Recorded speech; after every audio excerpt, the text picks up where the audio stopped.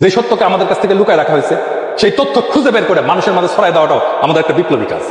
সে কাজ থেকে আমরা বিচ্যুত হব না। এই ভিডিও দেখা শেষ করলে মেহরবানি করে শেয়ার করবেন আপনার পরিবার, আপনার বন্ধুদের সাথে। হোয়াটসঅ্যাপে হোক, মেসেঞ্জারে হোক, ফেসবুকে হোক, টুইটারে হোক, যেভাবে হোক শেয়ার করবেন। এই লুকায় রাখা সত্য সবার জানা দরকার। স্বাধীনতার 55 বছর পর দেশের 20 কোটি মানুষের কাছে প্রশ্ন, বলুন তো বাংলাদেশ কেন স্বাধীন হয়েছিল? পাকিস্তানিরা আমাদের উপর অনেক অত্যাচার নির্যাতন করেছিল। তাই কি নির্যাতন করেছিল আপনি কি জানেন? 21শে ফেব্রুয়ারিতে মোট কতজন মানুষ মারা গিয়েছিল? সালাম, রফিক, বরকত, জব্বার সহ সর্বোচ্চ 7 জনের বেশি নাম কোথাও দেখাতে পারবেন না। 1969-এর পুরো গণ অভ্যুত্থানে আমানুল্লাহ মোহাম্মদ আসাদুজ্জামান ওরফে আসাদ, মতিউর রহমান মল্লিক, ডক্টর শামসুজ্জোহা সহ সর্বোচ্চ 5 জনের নাম বলতে পারবেন। যদিও উইকিপিডিয়া সহ বিভিন্ন জায়গায় বলা হয়ে থাকে 52 সালের ভাষা আন্দোলনে 39 জন আর 69-এর গণ অভ্যুত্থানে মোট 61 জন মারা গিয়েছিল। কিন্তু এই 39 কিংবা 100 জনের নামের তালিকা আজ পর্যন্ত কোথাও প্রকাশ করতে পারেনি। 1971 সালে ভারত পাকিস্তান যুদ্ধের আগ পর্যন্ত এটাই ছিল পশ্চিম পাকিস্তানি শাসকদের হাতে পূর্ব পাকিস্তানের মৃত্যুর মোট সংখ্যা। পাকিস্তানের ব্যাপারে আমাদের যে ইতিহাস শেখানো হয়েছে তার পুরোটাই যে মিথ্যে তার প্রমাণ আমাদের চোখের সামনে আছে। পাকিস্তানি শাসকদের বিরুদ্ধে সবসময় একটি অভিযোগ করা হয়, পশ্চিম পাকিস্তানিরা নাকি আমাদের চরম বঞ্চিত করেছে আর ভারত আমাদেরকে স্বাধীনতা এনে দিয়েছে। যে কারণে ভারতের প্রতি আমাদের সারা জীবন কৃতজ্ঞ থাকতে হবে আর পাকিস্তানকে কাছেই ভিড়তে দেওয়া যাবে না, কারণ তারা আমাদের চিরশত্রু। অথচ রাজনৈতিক কামড়াকামড়িতে 2 পাকিস্তান আলাদা হবার পর থেকে 2 পাকিস্তানেরই ক্ষতি হয়েছে। পশ্চিম পাকিস্তানের অর্থনৈতিক ক্ষতি হলেও বাংলাদেশে আম ছালা দুটোই গিয়েছে, আর মাঝখানে লাভবান হয়েছে ভারত। 1971-এর কথিত স্বাধীনতার পর থেকে আমরা হয়েছি পরাধীন। ওদিকে পশ্চিম পাকিস্তান বীরের মতো লড়াই করে যাচ্ছে চোখে চোখ রেখে। সামরিক শক্তির দিক থেকে পাকিস্তানের অবস্থান পৃথিবীতে এখন 12তম, যেখানে বাংলাদেশের অবস্থান 40-এর কাছাকাছি। বাংলাদেশের কথিত স্বাধীনতার 55 বছর পার হয়েছে। পাকিস্তান থেকে আলাদা হয়ে বাংলাদেশ শুধু 2 জায়গায় এগিয়েছে, এক তৈরি পোশাক খাত আর বিদেশে শ্রমিক রপ্তানি। এই 2 খাতের মাধ্যমে পৃথিবীতে আমরা কামলার জাতি হিসেবে খ্যাতি পেয়েছি। অথচ 55 বছর আগে পশ্চিম পাকিস্তানি শাসকেরা আমাদের পূর্ব পাকিস্তানের যে শিল্প বিপ্লব ঘটিয়ে গিয়েছিল তা শুনলে এই প্রজন্মের কাছে অলৌকিক মনে হবে।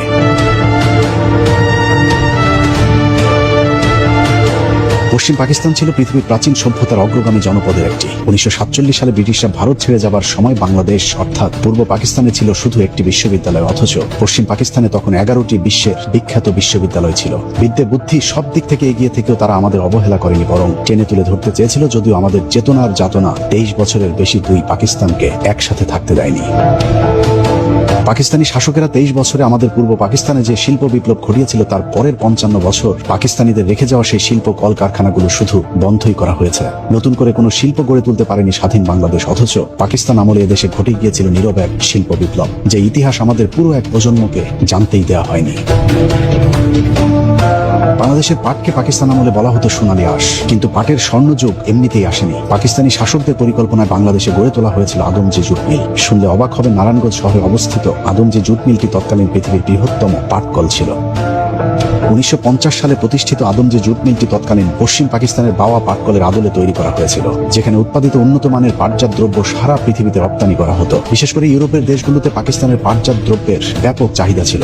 স্কটল্যান্ডের ড্যান্ডি শহরের নাম অনুসারে আদমজি জুট মিলকে প্রাচ্যের ড্যান্ডি বলা হতো। সেই প্রতিষ্ঠিত শিল্পটি কথিত দেশ স্বাধীন হবার পর শেখ মুজিবের পরিবারের লুটপাটে ধ্বংস হয়ে গিয়েছে। বাংলাদেশ বর্তমানে শতভাগ কাগজ আমদানি করলেও 55 বছর আগে আমরা কাগজ রপ্তানি করতাম।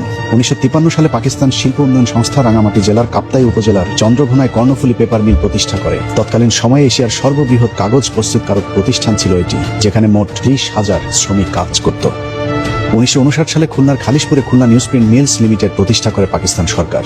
দেশের সর্ববৃহৎ এই নিউজপ্রিন্ট কাগজ মিলটিতে বছরে 50,000 মেট্রিক টন কাগজ উৎপাদিত হতো। দেশ স্বাধীন হবার পর সেই মিলটিও বন্ধ করে দেওয়া হয়। এছাড়া 1950 সালে ঢাকা জুট মিলস, একই বছরে খুলনা জুট মিলস, 1953 সালে চট্টগ্রামের আমিন জুট মিলস এবং কর্ণফুলী রেয়ন মিল, চন্দ্রঘোনা পেপার মিল, প্রগতি ইন্ডাস্ট্রিজ, ইস্পাহানি কটন মিলস এবং 1968 সালে বাংলাদেশের একমাত্র তেল শোধনাগার ইস্টার্ন রিফাইনারিও বাংলাদেশের উপর নির্যাতনকারী পশ্চিম পাকিস্তানিরাই তৈরি করেছিল। 55 বছরে আর একটিও তেল শোধনাগার তৈরি করতে পারেনি কথিত স্বাধীন দেশের সরকার। পূর্ব পাকিস্তানের বিদ্যুতের চাহিদা পূরণে কাপ্তাই জলবিদ্যুৎ, কর্ণফুলী বিদ্যুৎ উৎপাদন কেন্দ্র, শাহজিবাজার বিদ্যুৎ উৎপাদন কেন্দ্র, আশুগঞ্জ বিদ্যুৎ উৎপাদন কেন্দ্র প্রতিষ্ঠান করে পাকিস্তান সরকার। পূর্ব পাকিস্তান এক মহাশিল্প বিপ্লবের দিকে এগিয়ে যাচ্ছিল। শিল্পায়নে লকি East Pakistan Industries Development Corporation প্রতিষ্ঠা করা হয়। চট্টগ্রাম বন্দরটি মোঘল আমলের কার্যক্রম চালু হলেও এর মূল অবকাঠামো এবং আধুনিকায়নের কাজ করে পাকিস্তান সরকার। 1960 সালে চট্টগ্রাম বন্দর কমিশনারকে চট্টগ্রাম বন্দর ট্রাস্ট হিসেবে মর্যাদা দেওয়া হয়। এছাড়া মংলা সমুদ্র বন্দর, Gazipur machine tools factory, Gazipur সমরাস্ত্র কারখানা, তেজগাঁ শিল্প এলাকা, হাজারীবাগ ট্যানারি শিল্পাঞ্চল, খুলনার খালিশপুর শিল্প এলাকা, চিটাগাং ড্রাই ডক সবই করেছিল আমাদের উপর নির্যাতনকারী পশ্চিমা শাসক গোষ্ঠী। অনেক চেতনাধারীরা আবার বলে থাকে পূর্ব পাকিস্তানের মিল কল কারখানায় উপার্জিত অর্থ নাকি পশ্চিম পাকিস্তানিরা সব নিয়ে যেত, কিন্তু পূর্ব পাকিস্তানের কোনো উন্নয়ন তারা করত না। চলুন পশ্চিম পাকিস্তানিরা এদেশের মানুষের কল্যাণে কতটা আন্তরিক ছিল সেটা একটু দেখা যাক। প্রথমে শিক্ষা থেকে শুরু করা যাক। দেশের সর্বোচ্চ বিদ্যাপীঠ ঢাকা বিশ্ববিদ্যালয় ব্রিটিশ আমলে প্রতিষ্ঠা লাভ করলেও এর বেশিরভাগ সম্প্রসারণ হয়েছে পাকিস্তান আমলে। শিক্ষার মানের দিক থেকে ঢাকা বিশ্ববিদ্যালয় ছিল পৃথিবীর 100 বিশ্ববিদ্যালয়ের তালিকায়, যে কারণে পাকিস্তান আমলে ঢাকা বিশ্ববিদ্যালয়কে বলা হতো প্রাচ্যের অক্সফোর্ড। কথিত স্বাধীনতার পর পাকিস্তানের চিহ্ন মুছে ফেলার সাথে সাথে বিশ্ববিদ্যালয়ের নাম ডাকও মুছে ফেলা হয়েছে। এক সময়ের 100 বিশ্ববিদ্যালয়ের তালিকায় থাকা প্রতিষ্ঠানটি এখন 1000-এর তালিকাতেও নেই। ঢাকা বিশ্ববিদ্যালয় প্রতিষ্ঠায় যারা গুরুত্বপূর্ণ ভূমিকা রেখেছিলেন তাদের মধ্যে অন্যতম মোহাম্মদ আলী জিন্নাহ। তার ব্যাপক অবদানের কারণে ঢাকা বিশ্ববিদ্যালয়ের একটি হলের নাম রাখা হয়েছিল জিন্নাহ হল। অথচ ঢাকা বিশ্ববিদ্যালয় প্রতিষ্ঠার বিরোধিতা করা রবীন্দ্রনাথকে পুজো করে সেই জিন্নাহকে বানানো হয়েছে ভিলেন। এমনকি মোহাম্মদ আলী জিন্নাহর হলটির নাম পরিবর্তন করে 1971 সালে সূর্য সেন হল রাখা হয়েছে। যদিও রবীন্দ্রনাথের মতো সূর্য সেনও আজীবন পূর্ব বাংলার মুসলমানদের বিরোধিতা করেছিলেন। পাকিস্তানের বিখ্যাত কবি আল্লামা ইকবালের নামে 1957 সালে ইকবাল হল স্থাপিত হয়। 1972 সালে ওই হলের নাম পরিবর্তন করে সার্জেন্ট জহুরুল হলের নামে নামকরণ করা হয়। অথচ এই জহুরুল হক ছিল ভারতীয় গোয়েন্দা সংস্থার একজন চর। শেখ মুজিবের সাথে আগরতলা ষড়যন্ত্র মামলার আসামিও ছিল এই ভারতীয় এজেন্ট জহিরুল হক। এভাবে বিশ্ববিদ্যালয়ের সর্ববৃহৎ হল মহসিন হল সহ বেশিরভাগ অবকাঠামো প্রতিষ্ঠিত হয় পাকিস্তান আমলে। ঢাকা বিশ্ববিদ্যালয়ের পাকিস্তান আমলে কতটা জৌলুস ছিল তার প্রমাণ স্যার পিজা হাট ইন্টারন্যাশনাল হল প্রতিষ্ঠা। ঢাকা বিশ্ববিদ্যালয়ে পাকিস্তান আমলে এত বেশি বিদেশি শিক্ষার্থী আসতে শুরু করেছিল, তাদের আবাসনের জন্য একটি হল নির্মাণের প্রয়োজনীয়তা দেখা দেয়, যে কারণে 1963 সালে ইন্টারন্যাশনাল হোস্টেল নামে আলাদা একটি ছাত্রাবাস করা হয়েছিল। স্বাধীনতার পর আওয়ামী লীগ হোস্টেলটির নাম স্যার পিজা হাট ইন্টারন্যাশনাল নামকরণ করে। ঢাকা বিশ্ববিদ্যালয়ের আদলে 1953 সালে রাজশাহী বিশ্ববিদ্যালয়, 1966 সালে চট্টগ্রাম বিশ্ববিদ্যালয় এবং 1970 সালে জাহাঙ্গীরনগর বিশ্ববিদ্যালয় প্রতিষ্ঠা করে পাকিস্তান সরকার। পূর্ব পাকিস্তান কৃষি বিশ্ববিদ্যালয়ের নামে বর্তমান বাংলাদেশ কৃষি বিশ্ববিদ্যালয়টি 1961 সালে পাকিস্তান সরকার প্রতিষ্ঠা করেছিল। বাংলাদেশের সর্বোচ্চ মেধাবীদের বিদ্যাপীঠ বাংলাদেশ প্রকৌশল বিশ্ববিদ্যালয় বুয়েট 1962 সালে পাকিস্তান সরকার প্রতিষ্ঠিত করে। যে সমমানের কোনো প্রতিষ্ঠান বাংলাদেশ 55 বছরে প্রতিষ্ঠা করতে পারেনি, বরং দিন দিন বুয়েট সহ ঢাকা বিশ্ববিদ্যালয়ের মান নষ্ট করা হয়েছে। মাত্র 23 বছরে পাকিস্তান মোট 4টি প্রকৌশল বিশ্ববিদ্যালয় প্রতিষ্ঠা করেছে, যেখানে 55 বছরে বাংলাদেশ সরকার করেছে মাত্র একটি। 1964 সালে রাজশাহী প্রকৌশল ও প্রযুক্তি বিশ্ববিদ্যালয় রুয়েট, 1968 সালে চট্টগ্রাম প্রকৌশল ও প্রযুক্তি বিশ্ববিদ্যালয় চুয়েট এবং 1969 সালে কুয়েট প্রতিষ্ঠা করে পাকিস্তানিরা। প্রযুক্তিগত দিক থেকে এদেশের মানুষকে গড়ে তুলতে পাকিস্তানিরা যে প্রযুক্তি বিশ্ববিদ্যালয়গুলো করে গিয়েছিল, চেতনাধারীরা সেই প্রতিষ্ঠানগুলোকে আজ তিলে তিলে শেষ করে দিয়েছে। পাকিস্তানের সামরিক কর্মকর্তা এবং সাবেক প্রেসিডেন্ট আইয়ুব খানের 11 বছরের শাসনকাল ছিল বাংলাদেশের স্বর্ণযুগ। তৎকালীন পূর্ব পাকিস্তানে উন্নয়নের এক পসরা সাজিয়ে বসেছিল পাকিস্তান সরকার। ঢাকা শহরে Notre Dame college, residential college, Viqarunnisa Noon school and college সহ শীর্ষ 21টি কলেজ প্রতিষ্ঠা ছাড়াও ময়মনসিংহের Ananda Mohan college, Rangpur Carmichael college, Pabna Edward college, বরিশালের বিএম কলেজ, কারিগরি ও বিশেষায়িত কলেজ সহ অসংখ্য মানসম্পন্ন শিক্ষা প্রতিষ্ঠান প্রতিষ্ঠা করেছিল আইয়ুব খানের সরকার। যে সমমানের কলেজ 55 বছরে নতুন করে একটিও করতে পারেনি কথিত স্বাধীন দেশের সরকার প্রধানেরা। কারিগরি শিক্ষার মান উন্নয়নে তৎকালীন পাকিস্তান সরকার 1955 সালে ঢাকা পলিটেকনিক ইনস্টিটিউট, 1962 সালে চট্টগ্রাম পলিটেকনিক সহ মোট 17টি পলিটেকনিক ইনস্টিটিউট প্রতিষ্ঠা করেছিল। পাকিস্তান সরকারের দেখানো পথ ধরে পরবর্তীতে বাংলাদেশ সরকার 55 বছরে 32টি পলিটেকনিক ইনস্টিটিউট প্রতিষ্ঠা করে, কিন্তু এগুলো পাকিস্তানের প্রতিষ্ঠিত পলিটেকনিকগুলোর মানের ধারে কাছেও যেতে পারেনি। এছাড়া teachers training college, college of home economics, শারীরিক শিক্ষা কলেজ, সার্ভে ইনস্টিটিউট সহ কারিগরি শিক্ষার সবগুলো শিক্ষা প্রতিষ্ঠানই 60-এর দশকে আইয়ুব খানের শাসন আমলে প্রতিষ্ঠিত। বর্তমান বাংলাদেশ টেক্সটাইল বিশ্ববিদ্যালয় বুটেক্সের পূর্ব নাম ছিল ইস্ট পাকিস্তান টেক্সটাইল ইনস্টিটিউট, যা 1955 সালে পাকিস্তান আমলে প্রতিষ্ঠা করা হয়। ঢাকা আণবিক শক্তি কেন্দ্র, বাংলাদেশ কৃষি গবেষণা ইনস্টিটিউট, কৃষি বিশ্ববিদ্যালয় Mymensingh, ICDDRB forest research institute, jute research institute এবং চট্টগ্রাম কারিগরি প্রশিক্ষণ কেন্দ্র চালু করে আনাদার পাকিস্তানি সরকার। ব্রিটিশদের 200 বছরের শাসন আমলে বাংলাদেশে শুধুমাত্র একটি মেডিকেল কলেজ প্রতিষ্ঠিত করেছিল ব্রিটিশ সরকার, যেটি বর্তমান ঢাকা মেডিকেল কলেজ হাসপাতাল। যদিও সে সময় এর কার্যক্রম ছিল অত্যন্ত সীমিত। পাকিস্তানের 23 বছরে পূর্ব পাকিস্তানের নাগরিকদের জন্য চিকিৎসা সেবায় ব্যাপক কর্মসূচি হাতে নিয়েছিল পাকিস্তান সরকার। যাদের অক্লান্ত পরিশ্রমে ঢাকা মেডিকেলের বর্তমান আধুনিক রূপ দেওয়া হয়, তাদের মধ্যে বেশিরভাগই পাকিস্তানি চিকিৎসাবিদ। এসব চিকিৎসকদের মধ্যে উল্লেখযোগ্য ফরেন্সিক মেডিসিনে doctor M Hossain, neurologist Muzaffar Khan, pharmacology বিভাগের প্রফেসর আলতাফ আহমেদ, প্যাথোলজি বিভাগে প্রফেসর আনোয়ার আলী এবং ডাক্তার কাজী আব্দুল খালেক, স্ত্রীরোগ ও প্রসূতিবিদ্যায় প্রফেসর হাবিবউদ্দিন আহমেদ ও প্রফেসর হুমায়া সাইদ, মেডিসিন বিভাগে অধ্যাপক নোয়াব আলী ও প্রফেসর মোহাম্মদ ইব্রাহিম, সার্জারি বিভাগে লেফটেন্যান্ট কর্নেল গিয়াসউদ্দিন এবং প্রফেসর আমির উদ্দিন প্রমুখ, যাদের সকলেই পাকিস্তানি চিকিৎসক ছিলেন। ঢাকা মেডিকেল ছাড়াও 1957 সালে চট্টগ্রাম মেডিকেল কলেজ, 1958 সালে রাজশাহী মেডিকেল কলেজ, 1962 সালে ময়মনসিংহ মেডিকেল কলেজ, একই বছর সিলেট মেডিকেল কলেজ এবং পরের বছর 1963 সালে স্যার সলিমুল্লাহ মেডিকেল কলেজ সবই পাকিস্তান সরকার প্রতিষ্ঠিত করেছিল। এছাড়া শেরেবাংলা মেডিকেল কলেজ প্রতিষ্ঠা করা হয় 1968 সালে, রংপুর মেডিকেল কলেজ প্রতিষ্ঠা করা হয় 1970 সালে, 1965 সালে institute of post graduate medical research বা IPGMR প্রতিষ্ঠা করে পাকিস্তান সরকার, বর্তমানে যেটিকে আমরা পিজি হাসপাতাল হিসেবে চিনি। 55 বছরে এই মানের কোনো পোস্ট গ্রাজুয়েট রিসার্চ ইনস্টিটিউট প্রতিষ্ঠা করতে পারেনি বাংলাদেশের সরকারেরা। কম্বাইন্ড মিলিটারি হসপিটাল বা CMH হাসপাতালের পূর্ব নাম ছিল পাকিস্তানের প্রেসিডেন্ট ইস্কান্দার মির্জা হাসপাতাল নামে। একইভাবে চট্টগ্রাম, বগুড়া, যশোর, কুমিল্লা, সিলেট, সাভার, ঘাটাইল, চট্টগ্রাম সহ সবখানেই নাম পরিবর্তন করে CMH রাখা হয়েছে, কিন্তু এর আসল কারিগর ছিল পাকিস্তান সরকার। অনেকে বলে থাকে সশস্ত্র বাহিনীর চাকরির ক্ষেত্রে পাকিস্তানকে বঞ্চিত করা হতো, কিন্তু বাস্তবতা হলো সুঠাম দেহের অধিকারী পাকিস্তানিদের জন্য ব্রিটিশ এবং জার্মানির আদলে অনেক আগে থেকে ক্যাডেট কলেজ প্রতিষ্ঠা করা হয়েছিল পশ্চিম পাকিস্তানে, কিন্তু পূর্ব পাকিস্তানে 1947 সালের আগ পর্যন্ত কোনো ক্যাডেট কলেজে ছিল না। পশ্চিম পাকিস্তানের সরকার সেই বৈষম্য দূর করতে 1958 সালে ফৌজদারহাট ক্যাডেট কলেজ, 1963 সালে ঝিনাইদহ ক্যাডেট কলেজ এবং মির্জাপুর ক্যাডেট কলেজ, সবশেষ 1965 সালে রাজশাহী ক্যাডেট কলেজ প্রতিষ্ঠা করেছিল পাকিস্তান সরকার, যাতে পূর্ব পাকিস্তানের নাগরিকেরাও সশস্ত্র বাহিনীতে যোগদানের জন্য দক্ষ হয়ে উঠতে পারে। এখনো পাকিস্তান সরকারের তৈরি করে দিয়ে যাওয়া সেই ক্যাডেট কলেজগুলোই বাংলাদেশ সেনাবাহিনীকে টিকিয়ে রেখেছে। এছাড়া দক্ষ নৌবাহিনী গড়ে তোলার লক্ষ্যে 1962 সালে প্রতিষ্ঠা করা হয় দ্য মার্কেন্টাইল মেরিন একাডেমি, বর্তমানে যার নাম বাংলাদেশ মেরিন একাডেমি। সেটি এখন পর্যন্ত দেশের নৌবাহিনীর প্রধান শক্তির উৎস। বাংলাদেশকে একটি আধুনিক ও শিল্পোন্নত পরিকল্পিত দেশ হিসেবে গড়ে তুলতে পাকিস্তান সরকার যা যা করা প্রয়োজন সবই শুরু করেছিল। ঢাকা শহরের গুলশান, বনানী, ধানমন্ডির মতো পরিকল্পিত আবাসিক এলাকাগুলো পাকিস্তান সরকারের পরিকল্পনা করা। সম্প্রতি পূর্বাঞ্চল ও বসুন্ধরা আবাসিক এলাকা ছাড়া 71-এর পর এদেশের সরকার কোনো পরিকল্পিত আবাসন গড়ে তুলতে পারেনি। অবকাঠামোগত দিক থেকে বাংলাদেশের স্বর্ণযুগ ছিল পাকিস্তান আমল। ঢাকা চট্টগ্রাম, ঢাকা রাজশাহী, ঢাকা সিলেট, ঢাকা খুলনা সহ দেশের প্রায় সবকটি মহাসড়ক পাকিস্তান আমলে নির্মাণ করা হয়েছিল। এছাড়াও দেশের গুরুত্বপূর্ণ প্রায় সকল অবকাঠামোগুলো পাকিস্তান সরকারের করা, যেমন 1968 সালে চালু করা হয় কমলাপুর স্টেশন, যা তৎকালীন পৃথিবীর অন্যতম নির্মাণ শৈলীর একটি। শাসন ব্যবস্থায় সমতার লক্ষ্যে পাকিস্তান সরকার 1961 সালে জাতীয় সংসদ ভবনের নির্মাণ শুরু করে, যা এখনো আধুনিক স্থাপত্য হিসেবে বিবেচিত হয়। এছাড়া বাইতুল মোকাররম, ইসলামিক একাডেমি বা বর্তমান ইসলামিক ফাউন্ডেশন, মিরপুর চিড়িয়াখানা, কুর্মিটোলা বিমানবন্দর, বাংলা একাডেমি, রামপুরা টেলিভিশন ভবন, ঢাকা স্টেডিয়াম, ঢাকা জাদুঘর, হোটেল ইন্টারকন্টিনেন্টাল সহ বেশিরভাগ প্রতিষ্ঠানগুলো পাকিস্তান সরকারের হাত ধরে প্রতিষ্ঠিত। কথিত স্বাধীনতার পর শেখ পরিবার আর আওয়ামী লীগের দলীয়করণ আর লুটপাটে নতুন কোনো প্রতিষ্ঠান গড়তে পারেনি, বরং পাকিস্তানের রেখে যাওয়া প্রতিষ্ঠানগুলোকে ধ্বংস করে দেওয়া হয়েছে দিন দিন। বাংলাদেশ বেতার 1939 সালে ব্রিটিশ আমলে প্রতিষ্ঠিত হলেও রাজশাহী, চট্টগ্রাম, খুলনা, রংপুর, সিলেট বেতার কেন্দ্র প্রতিষ্ঠা করে পাকিস্তান সরকার। ঢাকা নিউ মার্কেট সহ সারা দেশের জেলা ও বিভাগীয় শহরগুলিতে নিউ মার্কেট গড়ে তোলার পরিকল্পনাও পাকিস্তান সরকারের। 1971-এর পর গেল 55 বছরে বাংলাদেশের যত উন্নয়ন হয়েছে, দুই পাকিস্তান একসাথে থাকলে এসব উন্নয়ন আরো 50 বছর আগে হতো। বাংলাদেশের মানুষের কাছে রূপপুর পারমাণবিক বিদ্যুৎ কেন্দ্র নতুন বিষয়, কিন্তু জেনে অবাক হবেন রূপপুর পারমাণবিক বিদ্যুৎ কেন্দ্রের কাজ শুরু হয়েছিল 1961 সালে। সম্ভাব্য জায়গা হিসেবে রূপপুরে নির্ধারিত হয়েছিল বিদ্যুৎ কেন্দ্রটি। সেই লক্ষ্যে মার্কিন সরকারের কাছ থেকে অর্থ এবং প্রকল্প রক্ষণাবেক্ষণের জন্য প্রায় 200 কর্মকর্তাকে বিদেশে প্রশিক্ষণের জন্য পাঠানো হয়েছিল। এছাড়া 90-এর দশকে উদ্বোধন হওয়া যমুনা সেতুর প্রস্তাবও 1966 সালের অধিবেশনে পাশ করা হয়েছিল। পাকিস্তান সরকারের এসব কর্মকাণ্ড এখনো উইকিপিডিয়াতে দলিল হিসেবে রয়েছে।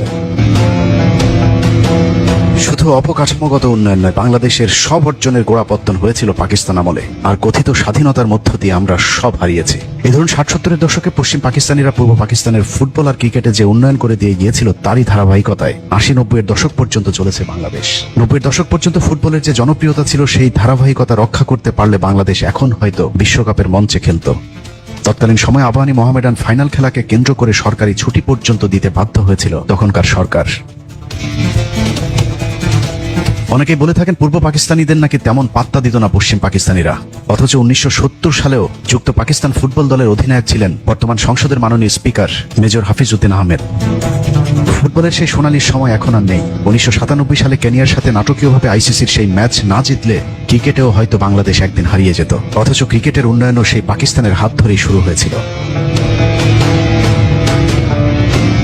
বাংলাদেশের জীবন্ত কিংবদন্তি রাকিবুল হাসান সহ যেসব তারকাদের হাত ধরে বাংলাদেশ ক্রিকেট উঠে দাঁড়িয়েছিল তারা সবাই পাকিস্তান জাতীয় ক্রিকেট দলের সদস্য। তাদের কারণে আমরা আজ বিশ্ব ক্রিকেটের শক্তিশালী দল হিসেবে পরিচিতি পেয়েছি। একই অবস্থা সংস্কৃতি অঙ্গনেও। বাংলাদেশ চলচ্চিত্রের যত নক্ষত্র সবই পাকিস্তানের তৈরি। तूने मुझे धोखा दिया है। স্বাধীনতার পর 1.5 দশকের সেই ধাক্কাতেই চলেছে বাংলাদেশ। কথিত স্বাধীনতার মাধ্যমে আমরা পেয়েছি জাহেদ খানার, মমতাজদের মতো শিল্পী। বাংলাদেশের পাকিস্তান আমলে পাওয়া সব অর্জন ধ্বংস করে বাংলাদেশের মানুষ এখন পুরোপুরি ভারতের সংস্কৃতি নির্ভর হয়ে উঠেছে।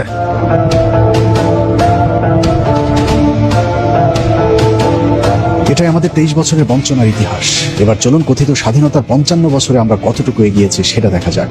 55 বছরে আমরা ঢাকা বিশ্ববিদ্যালয়ে শুধু একটি আলোচিত শাখা খুলতে পেরেছি, সেটা হলো চারুকলা। এই শাখায় পড়ুয়া বিজ্ঞানীরা প্রতি বছর বিশাল বিশাল মিসাইল, রকেট, স্যাটেলাইট উৎপাদন সহ নানা ধরনের আধুনিক জ্ঞান বিজ্ঞানের শাখায় বিচরণ করছে। 55 বছরে বাংলাদেশ সবচেয়ে বেশি এগিয়েছে নারীদের ক্ষমতায়নে। প্রতিটি অফিস আদালতে এখন নারীরা সেখানকার পুরুষদের লালসার শিকার। দেশ পেরিয়ে নারীদেরকে এখন পাঠানো হচ্ছে বিদেশে, সেখানে সকালে বাবার, দুপুরে ছেলের আর রাতে মেয়ে জামাইয়ের ধর্ষণের শিকার হচ্ছে আমাদের মা বোনেরা। আরেকটি খাতে উন্নতি হয়েছে, তা হলো তৈরি পোশাক শিল্প। অন্যের সুতা, অন্যের কাপড়, অন্যের করা অর্ডার বাংলাদেশে এনে কাপড় তৈরির পর অন্যের কাছে পাঠিয়ে দিয়ে যে আয় রোজগার হয়, তা দিয়ে বাংলাদেশের কিছু গার্মেন্টস ব্যবসায়ীর পকেট ভারী হয়, কিন্তু দেশের কিংবা গার্মেন্টস শ্রমিকদের কোনো উন্নতি হয় না। ইদানিং টিকটক শিল্পের ব্যাপক বিস্তার করেছে। ঘরে ঘরে এখন টিকটকার, নারী পুরুষের অশালীন অঙ্গভঙ্গি আর বেহাইয়াপনায় ছেয়ে গেছে সোশ্যাল মিডিয়া। সব মিলিয়ে চারিদিকে পরকীয়া, বিবাহ বিচ্ছেদ, পারিবারিক অশান্তি যেন এক মহামারী রূপ ধারণ করেছে।